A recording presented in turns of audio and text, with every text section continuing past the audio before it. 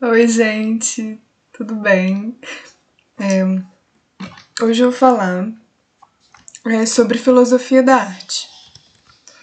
O primeiro a se falar vai ser Denis Dutton. Ele faz um questionamento por que razão, né, o Denis Dutton ele fala de um instinto de arte que parece um oxímoro. E por que esse instinto de arte parece um oxímoro para ele? Primeiro a gente tem que entender o que é um oxímoro. Né? Um oxímoro seria um paradoxo, ou seja, sentidos que não se encaixam. Né? Essa manhã feliz é triste. É um paradoxo.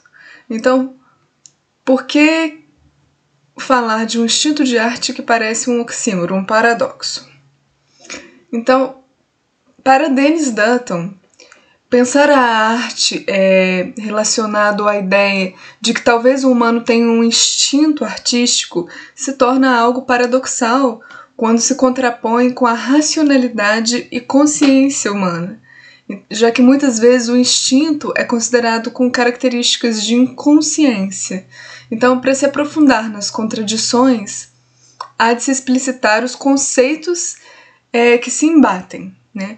Então, o primeiro conceito é a explicação do porquê o humano teria um instinto artístico e o que se relaciona à evolução darwiniana, né, de Darwin, Charles Darwin.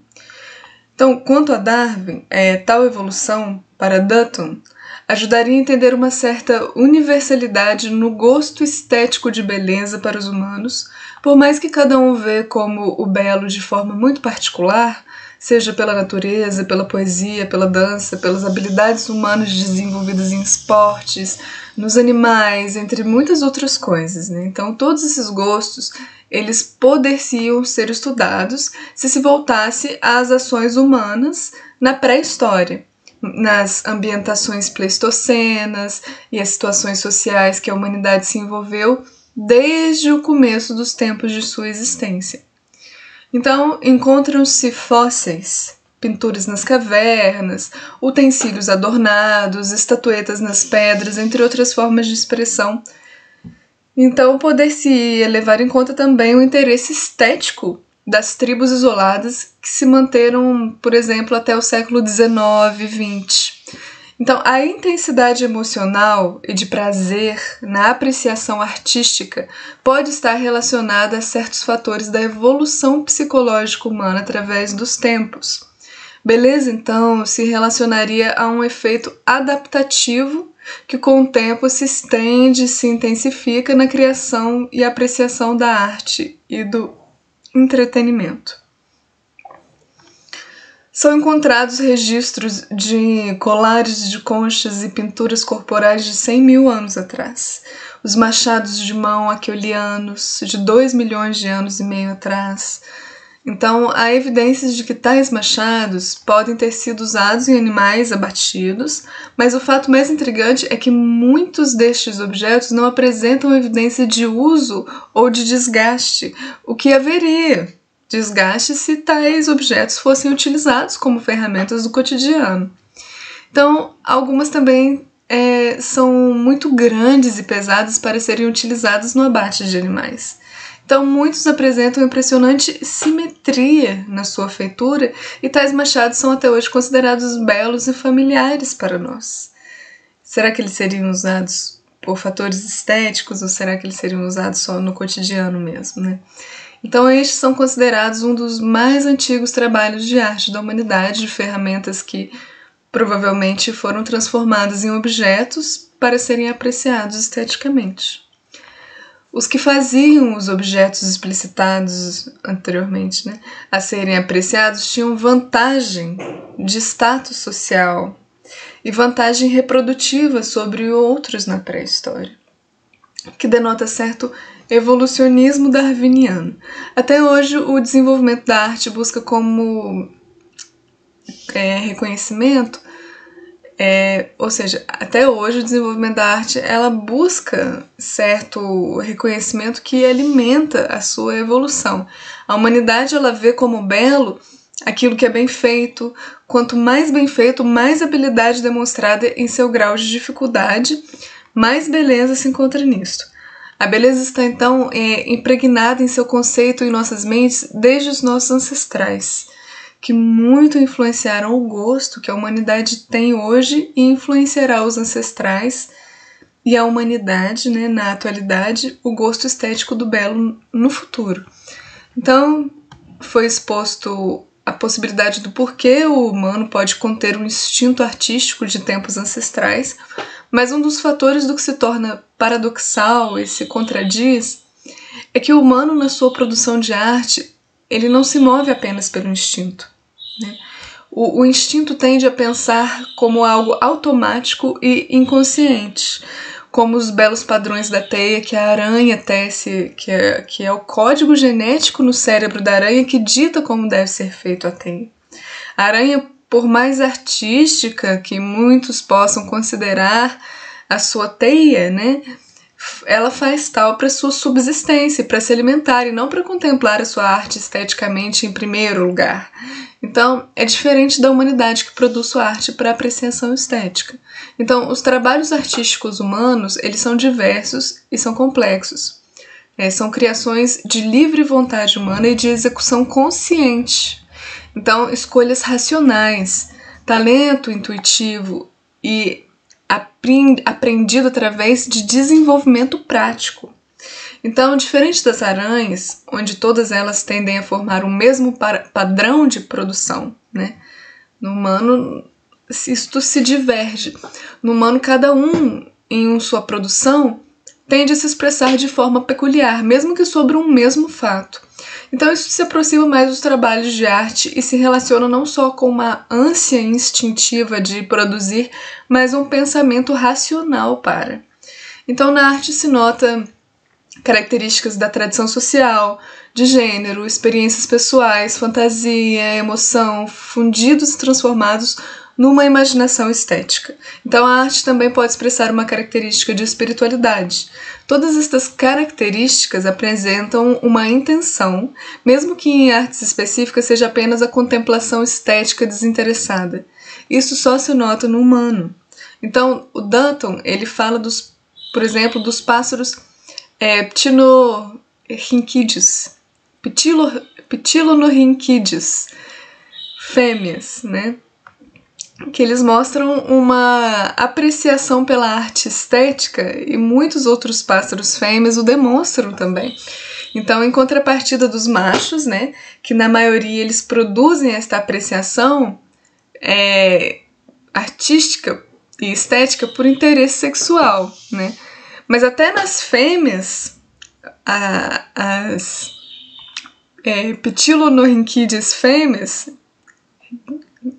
a atração estética do belo, ela se relaciona ao sexual também.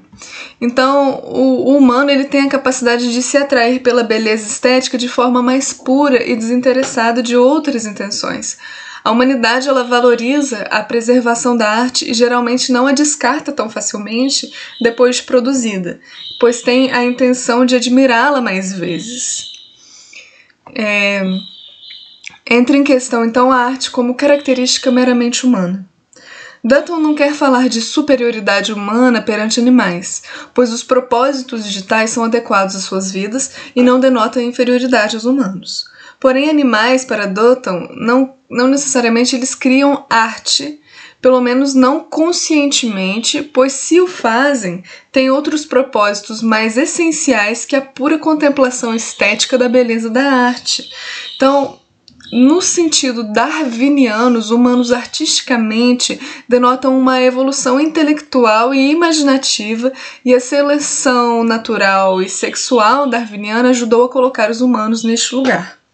Então, para concluir, de tudo que foi explicitado, acredita-se provavelmente o que Dutton quis dizer com ser oxímoro, ser paradoxal ao falar de instinto de arte, é saber diferenciar o instinto que ficou marcado pelos ancestrais, ou que sempre esteve em nós como humanos, né? A capacidade de apreciação da arte desinteressada e pura, mas sem excluir o fator racional e consciente humano coabitante. e, em contrapartida, o instinto de um animal que produz o que muitos humanos veem como apreciação artística, mas não se considera arte, pois tais seres não tiveram a intenção principal de produzir tal para fins de contemplação e apreciação de suas próprias criações.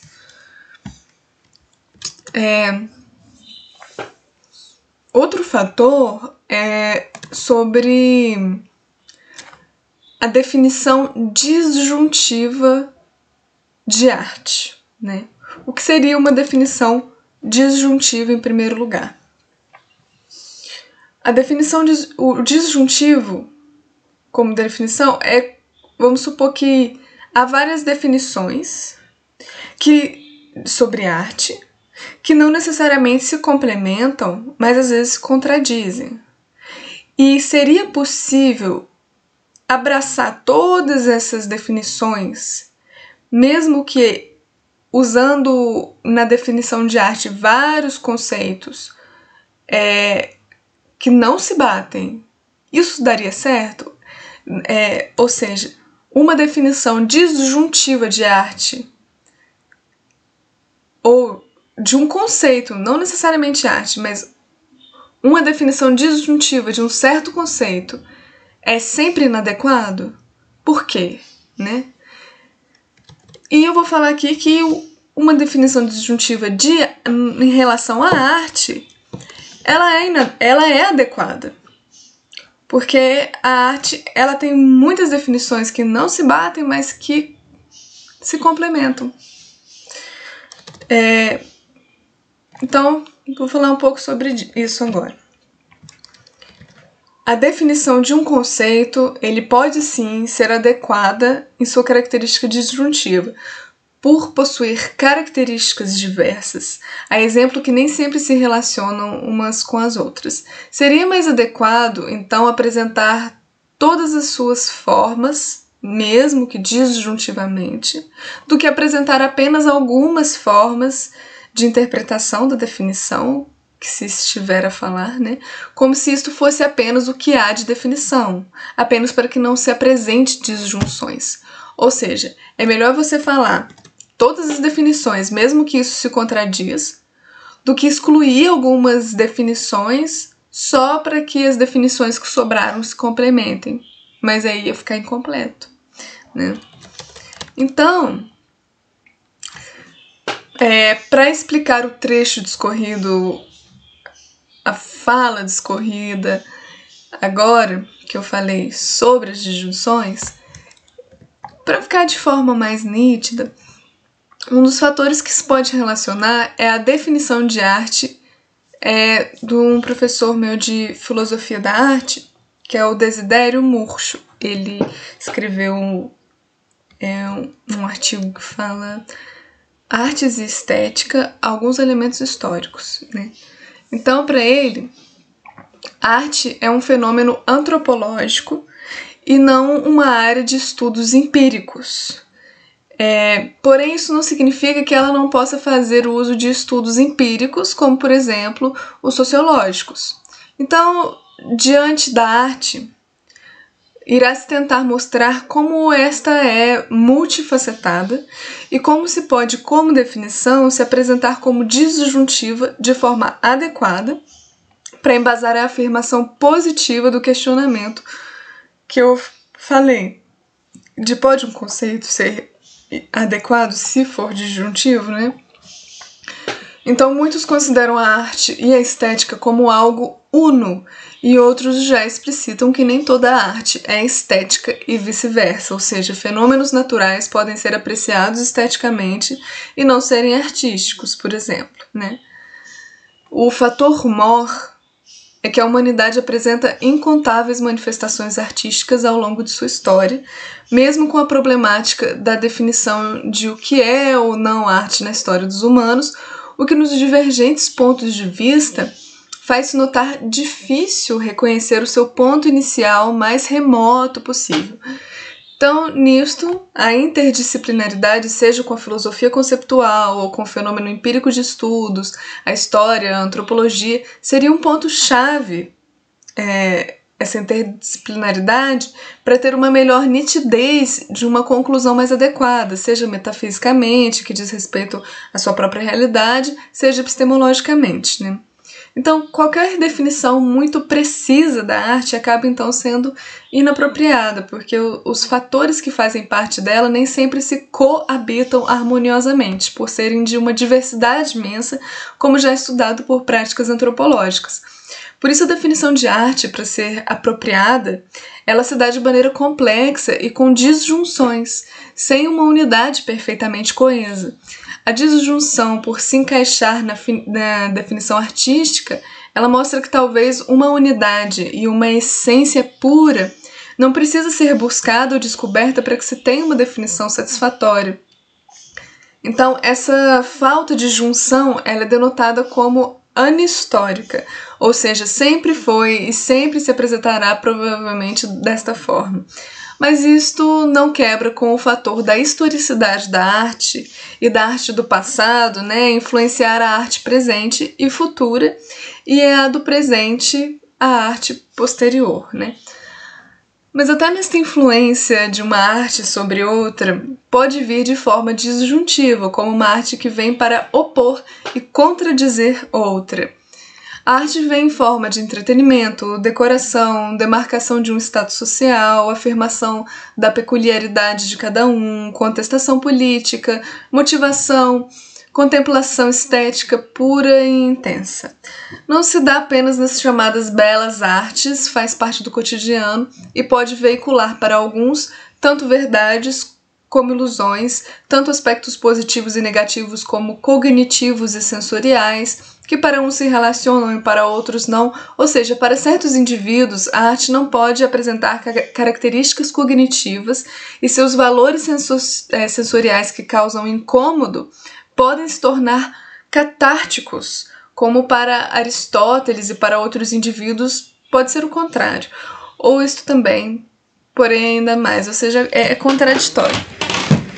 Ai, peraí que meu pé dormiu.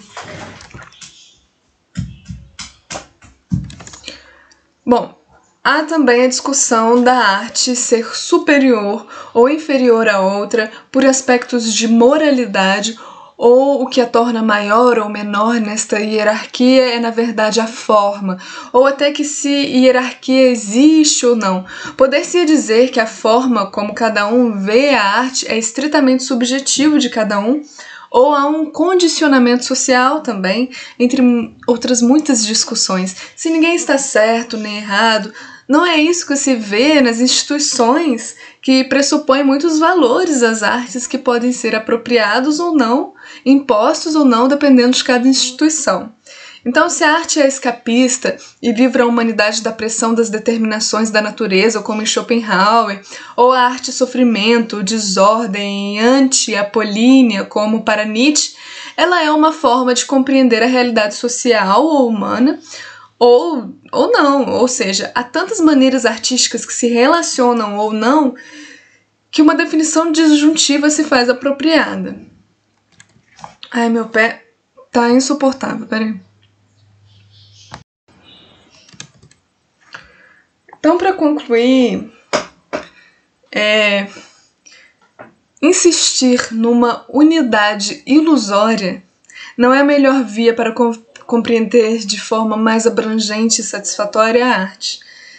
E que não só a arte que serviu de exemplo, mas diversos outros fatores da nossa existência não podem ser definidos de forma una e eficaz pelas mesmas razões de suas diversidades contraditórias. Então, portanto, né, sim, nem sempre é inadequado fazer uma definição disjuntiva de um conceito, principalmente de arte, né.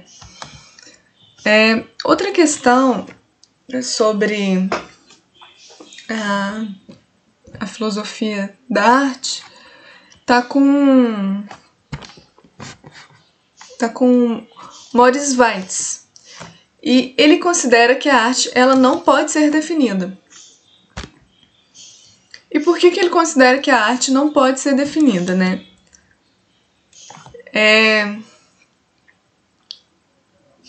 Esse questionamento que ele propõe, a arte pode ser definida ou não, mas ele já dá a resposta que não pode, ele pode ser compreendido através do que o Weitz ele escreveu sobre o papel da teoria estética.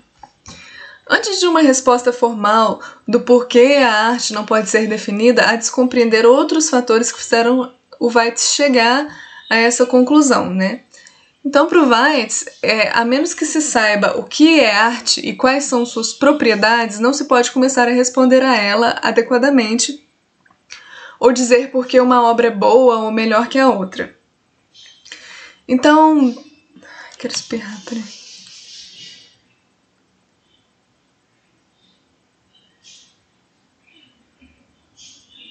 Peraí.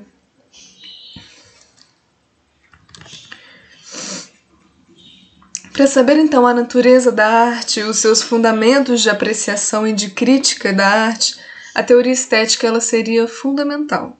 Então a questão que se coloca seria se é possível uma teoria estética da arte, pois desde Platão até os dias atuais ainda há teorias diversas sobre ter um consenso sobre uma única teoria, onde com o passar do tempo uma teoria vai sucedendo e contradizendo outra, o que faz refletir esta teoria numa forma mais concreta, se há ainda, né, ou se está por vir, né? Conquanto a teoria da arte pode realmente nunca ser acessível no campo da estética, seria provavelmente melhor refletir o conceito de arte de forma mais abrangente do que apenas no fator estético, para tentar compreendê-lo de forma que seja mais próximo do real.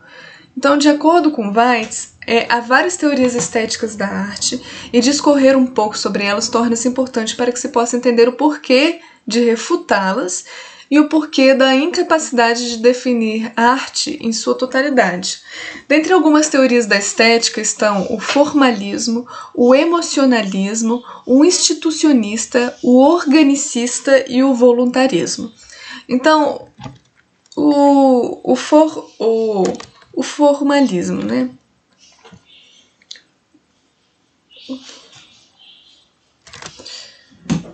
Bom, o formalismo ele acompanhou a ascensão da arte moderna, proposta por Bell e Frey, onde tais focalizam mais na pintura. No entanto, para eles, a arte poderia ser generalizada para outros tipos artísticos também.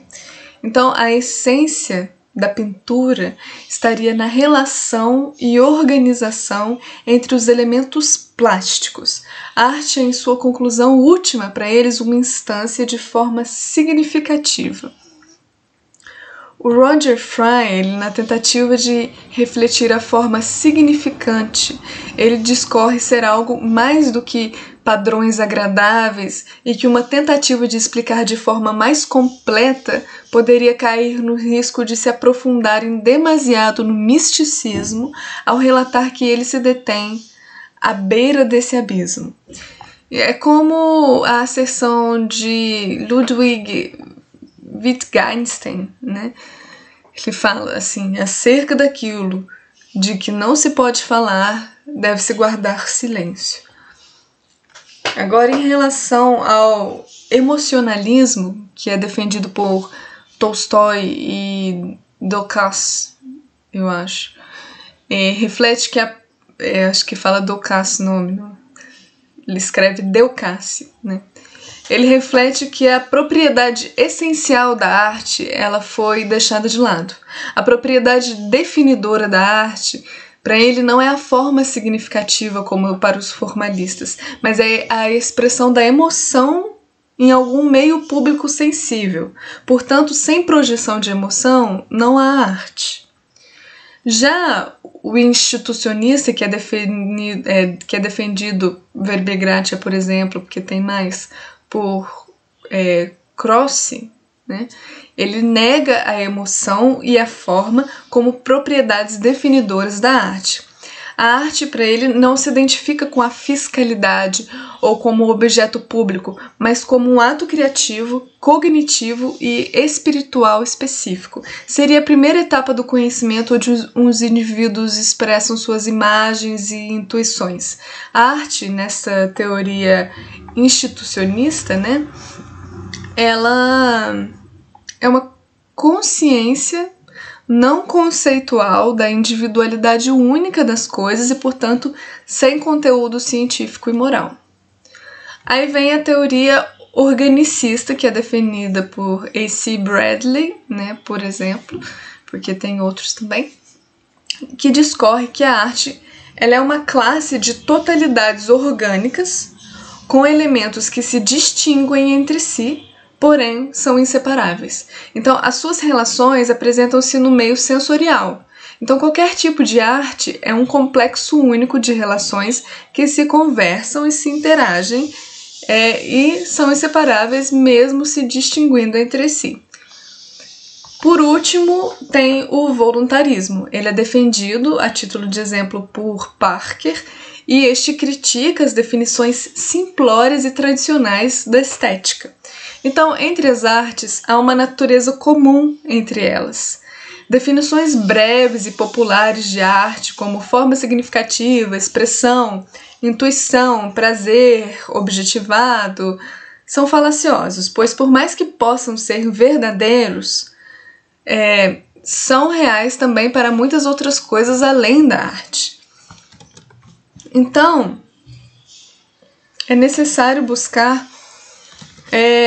um aspecto que é essencial e único da arte.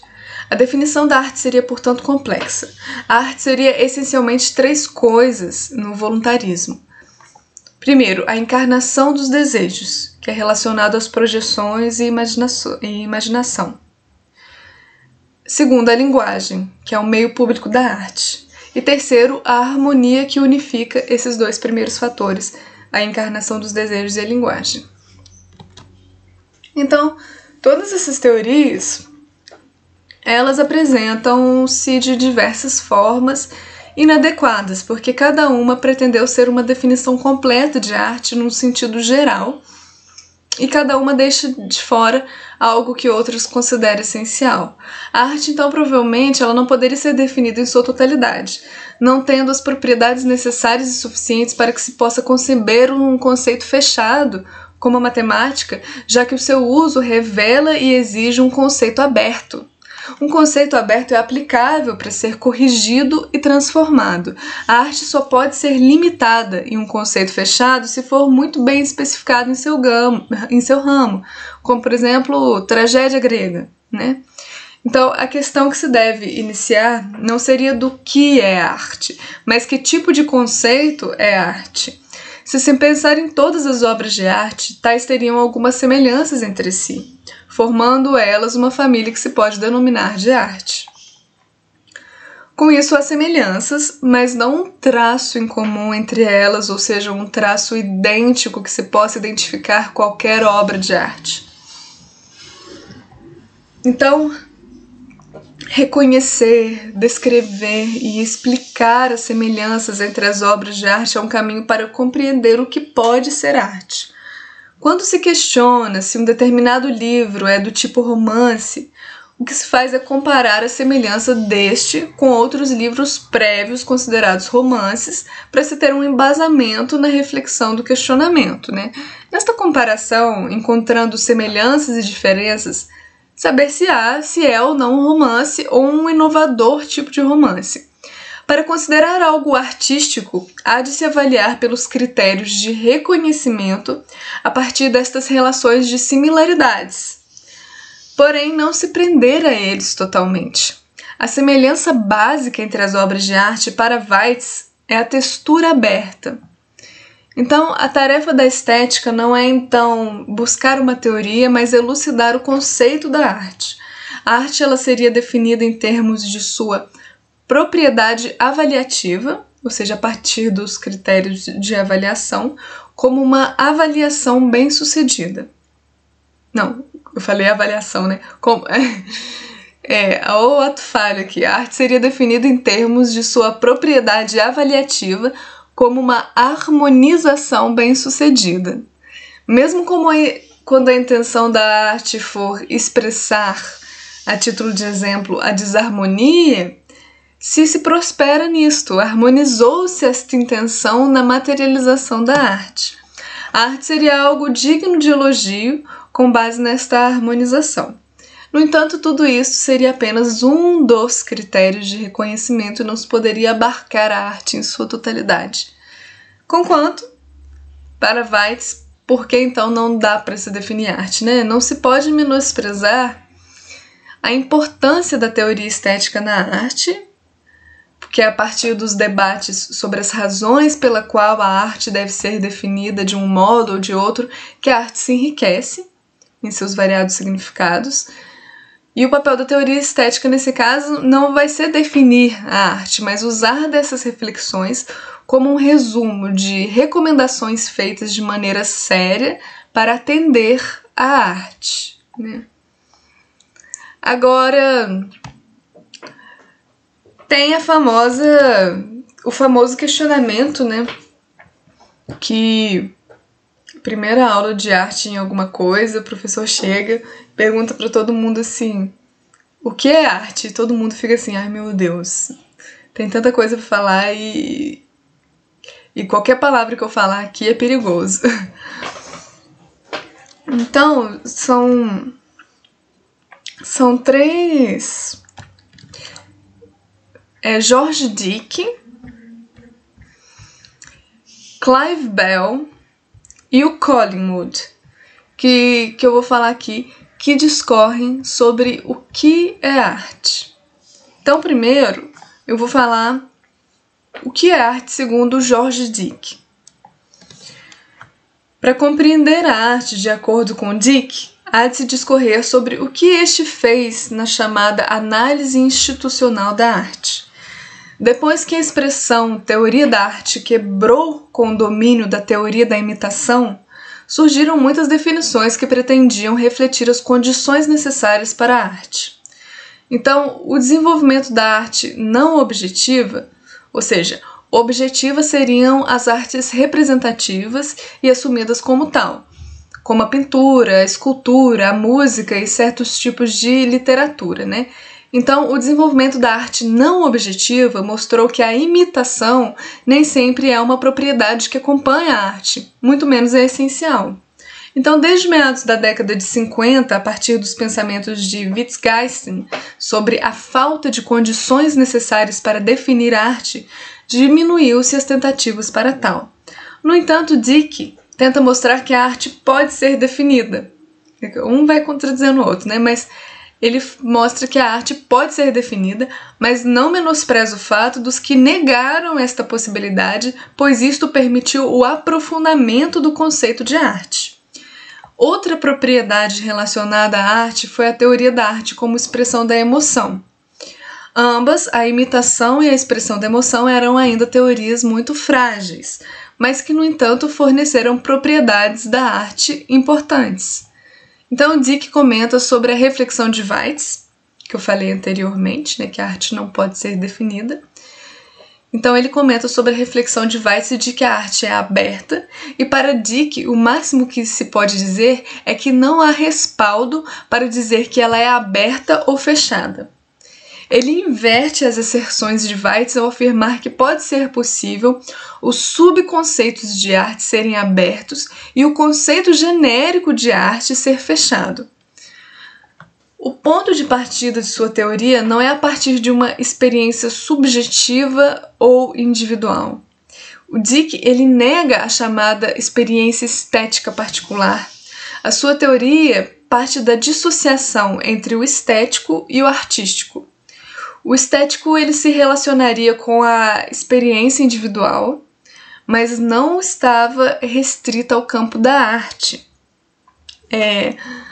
O artístico ele seria uma prática social, uma produção coletiva de um grupo cultural. A arte é, então, uma instituição social, não como escolas e museus, pois o que se institucionaliza é a prática. A arte ela pode estar relacionada à ocupação de espaços não institucionais, a título de exemplo. Então, a teoria institucional da arte de Dick configura a arte como um artefato ao qual uma ou mais pessoas agindo em nome do mundo da arte, ou seja, uma instituição social, dão um estatuto de candidato à apreciação. Então, o elemento mais importante da arte se dá na relação entre público e artista, entre artista e tradição. Para Dick, o futuro pode transformar o que a arte representa, onde um novo sistema desconhecido na modernidade, na atualidade, poderia ser agregado, né? Entre os anos 1960 e 1970, a filosofia de Dick veio para justificar, por exemplo, que caixas de sabão podem ser consideradas obras de arte legítimas. Então ele discorre sobre presenças artísticas que não correspondem aos critérios dos formalistas, como as caixas de sabão em pó de Andy Warhol, admitindo que as propriedades observáveis dos objetos já não mais governam a experiência artística. Isso se demonstra na arte chamada contemporânea. Então pretende-se também quebrar com a concepção crítica de arte boa e arte ruim. E é uma busca por refletir o que esta arte ou este conceito diz. Dick discorre que assim como um casal se torna casado apenas no momento em que a instituição matrimonial os reconhece como um objeto considerado qualquer, pode se tornar arte a partir do momento em que o mundo da arte o designa como tal. Com isso, qualquer objeto seria uma obra de arte em potencial, de acordo com o contexto que esse objeto for inserido. Então, as intenções que os artistas quiseram representar nas obras são vistas agora como mera curiosidade a se saber, somente às vezes relevantes, pois não explicam a experiência particular que se tem com as obras. Então, a pergunta que se fixa é: por que considerar isso uma obra de arte? Agora, para Clive Bell, ele tem um conceito diferente do que é arte para ele, que é um conceito também que vale se levar em conta.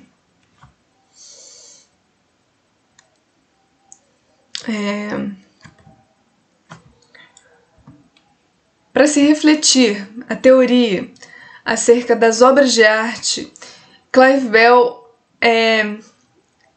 dá importância a se compreender primeiramente que o formalismo, né? Porque Clive Bell ele era um formalista. Então, os aspectos do formalismo refletem também por que uma obra é o que é. A resposta aqui se dá na forma significante, como foi dito quando eu estava falando sobre Weitz, né? E que leva à sensação da emoção estética, como verbo gratia, por exemplo, o arrebatamento. O argumento fundamentalista de Bell chegou a ser considerado inválido por sua característica circular, ou seja, arte é forma significante, porque forma significante é arte. Então, um dos passos importantes que Bell tomou, juntamente com outros formalistas, foi o fato de que se abandonou a necessidade e dependência de uma figura receptora da arte. Ou seja, se eu necessito produzir arte para X, então há de se produzir algo que agrade X. Abandonou essa necessidade, essa dependência dessa figura receptora, e isso foi um dos passos importantes, né? Então, o tipo artístico, com isso, alcança melhor a universalidade, quando quebra com esse vou produzir para X o que agrade X. Então, para a emoção estética no formalismo, não se precisaria depender da delimitação artística de um assunto fechado e bem definido. As intenções artísticas seguiram a trilha da forma. As reflexões que este formalista engendra se transformaria de o que X obra de arte pretende passar para o mundo.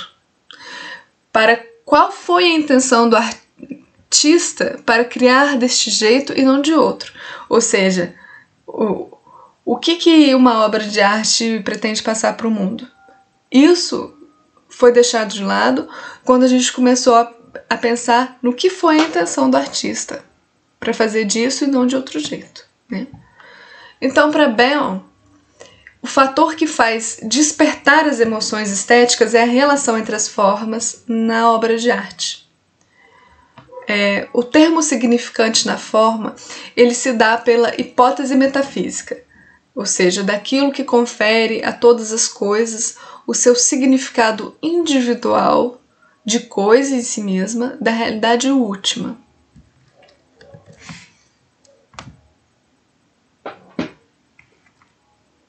Peraí que eu vou pegar água. Então, a afirmação de que pessoas sensíveis têm emoções estéticas se dá pelo empirismo e este caráter que importa para Bell. Então, muitos indivíduos mostram-se dispostos a assumir que sentem emoções estéticas, conquanto muitos admitem também a mesma sensação por objetos naturais.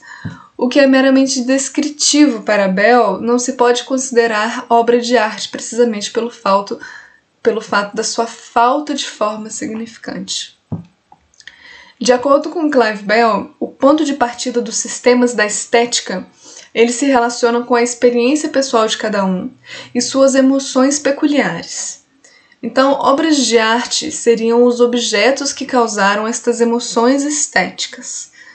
Para Bell, se pudesse encontrar um fator comum em todos os objetos que causam as emoções estéticas, se descobrirá então a essência da arte, em suas palavras, a qualidade essencial da obra de arte, que seria a forma significante. Conquanto a renúncia dos critérios de aparência para reconhecimento dos objetos artísticos prejudicou o desenvolvimento do formalismo e ele não é visto mais como obsoleto para definir a arte, né? Então, vale também, para concluir, falar sobre o que é arte segundo Collingwood. Para finalizar, né? De acordo com Collingwood, há duas condições de uma teoria estética. Ele então busca responder à arte em duas etapas. Para definir a arte, precisaria primeiro saber o que é e o que não é arte. A palavra arte ela é usada de maneira usual e é usada muitas vezes de maneira equivocada. Para sistematizar as ideias sobre arte de modo nítido, é preciso adequá-las a um modo comum, se este não fosse ambíguo no que é, né? Arte significa diversas coisas e não só uma coisa, né? Então, dentre estas diversas coisas, há de se separar os mais relevantes para o que é arte, né?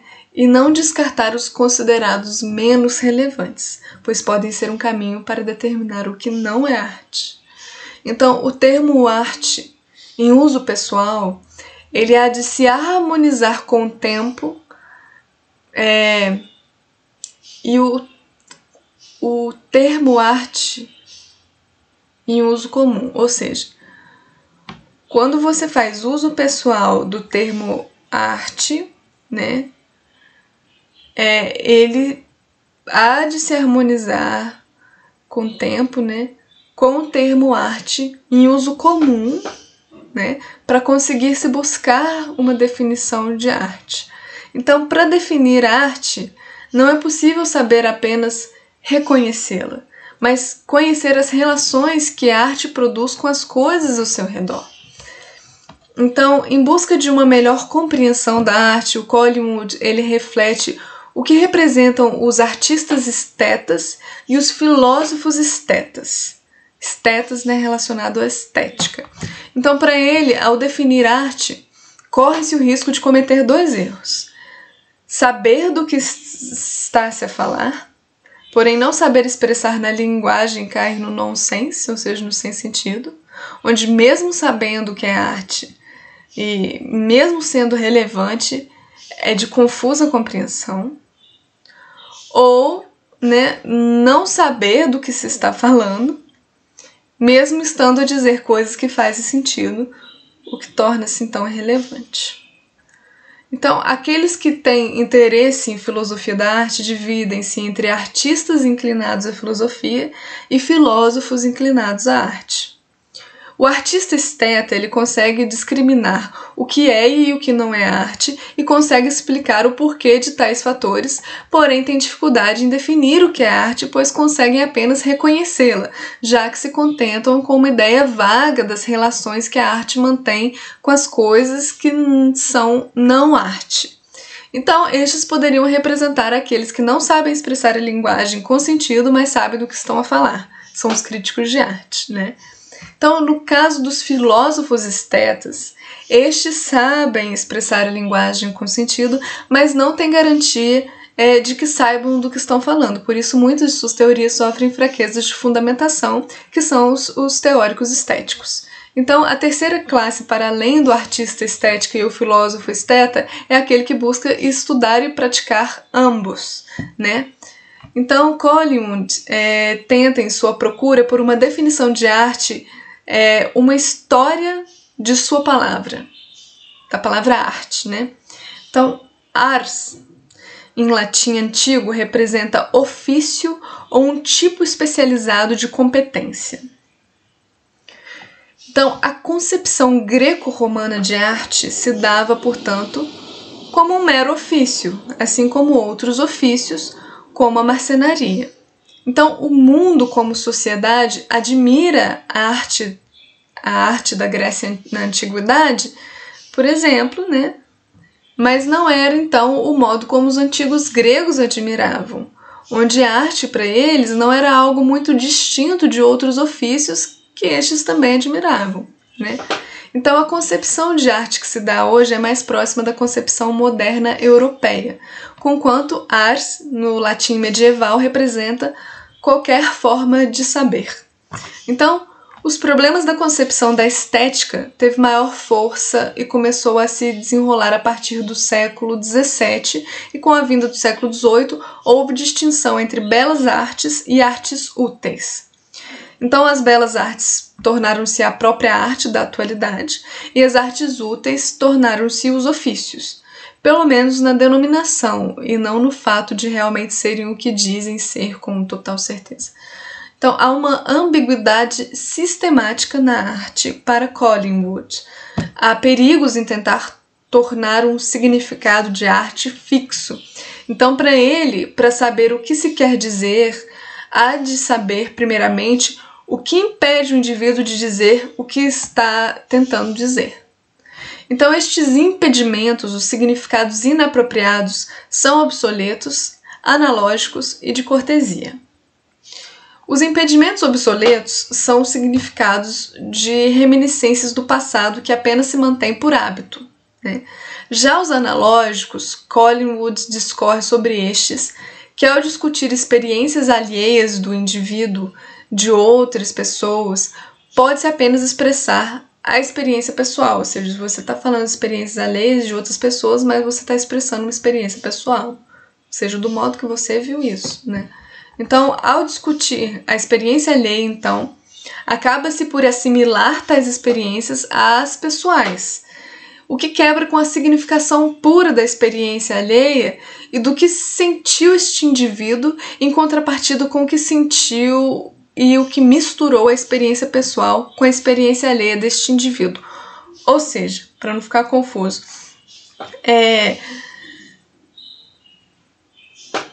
eu escrevi um poema. Alguém leu o meu poema e falou o que sentiu escrevendo esse poema, como se eu escrevi esse poema sentindo isso que ele falou que ele sentiu. Mas cada um tem uma experiência pessoal em relação à arte. E por isso que fala da quebra da significação pura, né?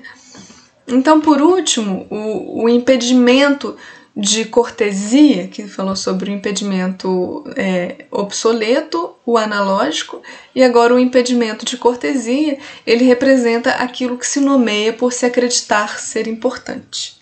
Então, se aceita ou se nega uma nomenclatura por acreditar ser o que foi nomeado ou não, ou por desejar ou não ter tais qualidades ou defeitos. Então, neste caso, a nomenclatura ela está imersa no emocional. Um tipo especial de erro obsoleto é da teoria da arte em sua característica técnica, que tal é um tipo de ofício, pois para compreender assim que tipo de ofício é a arte, o caminho se torna controverso e com perspectivas contraditórias. Então, para finalizar, para Collingwood, o que diferencia arte e ofício é o propósito. Confunde-se entretenimento e diversão com arte-artista, tornando arte e artista meros títulos de cortesia. Entender o que é a falsa arte é um passo para o caminho de compreender melhor o que é arte para Collingwood. Então, são muitos, né, pensamentos na filosofia da arte, numa introdução à filosofia da arte, sobre se pode ser definido, se não pode, o que é, o que não é, né? Se o conceito pode abranger uma coisa ou outra, mas é isso. Espero que eu tenha passado alguma coisa interessante.